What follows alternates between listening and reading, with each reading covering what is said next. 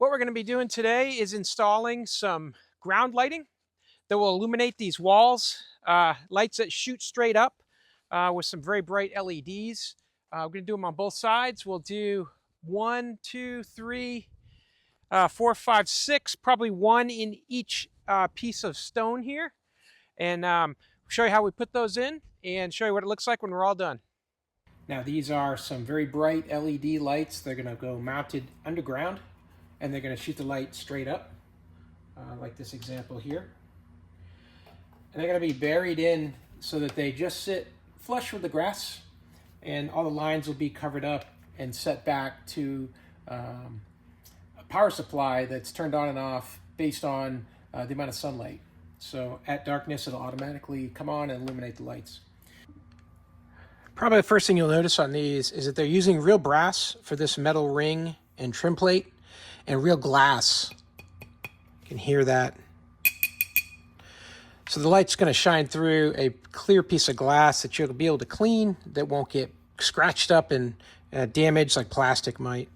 And it comes in a plastic housing with brass inserts there that are molded in place. So when you take out these stainless steel bolts to remove the top, you don't have corrosion. So the brass won't have corrosion, the stainless steel won't, and there'll be a good combination of metals that'll avoid the water, because these are going to be underground. They're going to get wet, and they're going to be constantly in a wet environment, so they got to be sealed. You got a really detailed wire protection piece going into the unit here. If you look in the bottom there, you can see the wire's coming up. This is sealed. It's got a double nut here that crimps down in, that seals that water from going inside there. And then you've got your wire loop that's going to go out and catch the low voltage wiring that's going back to the transformer.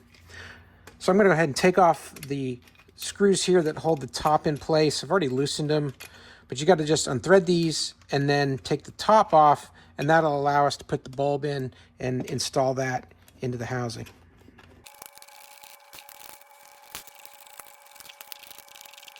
Okay, now with all the screws removed, if I take the brass lid off here, you can feel how heavy this thing is. And it's got the glass that's mounted right in there, nice and tight. Then you've got a silicone gasket that goes in between the housing that's made out of plastic and the rest of it. And you know, the plastics that they're using, you just feel the quality of it. This is stuff that's going to last. And then this will go and cover up the holes for those stainless steel screws, like I mentioned, that are fittings with brass, which is pretty nice. Now to put the bulb in here, you're going to be able to adjust that. I'm going to shoot mine straight up and down, but the holder for the bulb moves, so you can tilt it. So if you wanted your light to be flush to the ground but aiming off to the right, you can do that by just tipping it off to the side like that. So in my case, I'm going to use them straight up, but let's plug the bulb in. And then I'm going to center mine so that it points basically straight up, because that's going to be how I'm going to angle it against the wall. I want it to go straight up. So I'm going to do a quick test here. I've got a little DC power supply. Just want to verify that bulbs are in good shape.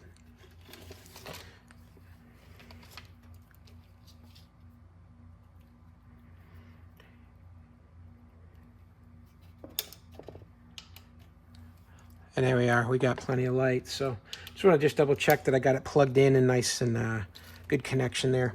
So with my bulb in and the angle set, what I'm going to do next is I'm going to put that gasket back on, line it up with the holes, and then I'm going to take the brass top and line that up as well. Get everything nice and square, and then I'll put my stainless steel screws back in.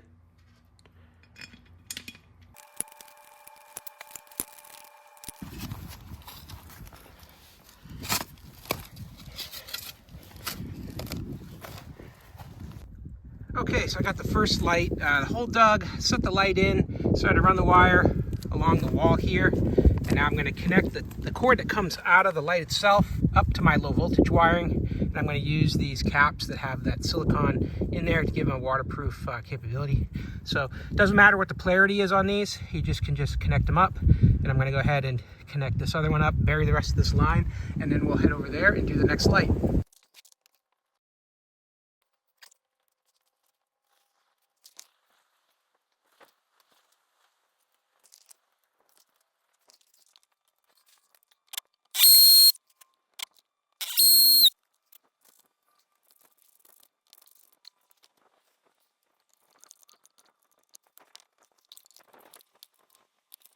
Turn them on at the power supply, do a quick test, and we've got power. So can't wait to come back tonight and see how these look. The sun has just started to go down and the photo eyes have triggered. And now I got all the lights shining on this side here and also on the other. And they're looking great. Just what I was hoping for. Giving me that light up the wall, out of the ground there.